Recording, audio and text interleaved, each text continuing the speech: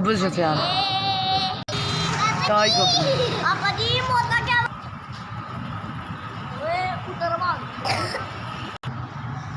जी बचन सवारी देना 200-300 बाजी अब्बा जी माल कह रखा तो बात कर जी मैं छोटा सारा सी तो मैं काम करता सी तो नहीं पढ़ता ये बंद भी सा ना बोए ना कोई चीज़ भी नहीं है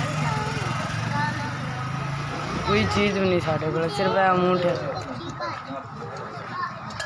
जी 200-300 रुपया बस 2000 रुपया अल्लाह सोना तेन तंदुरुस्ती देवे जिन्हें अल्लाह पैसे भेजन उन्होंने अल्लाह तंदुरुस्ती देवे अल्लाह सुनाया और तू ठेर दे बंदे का जिन्हें भला किया उन्होंने अल्लाह दूर दे।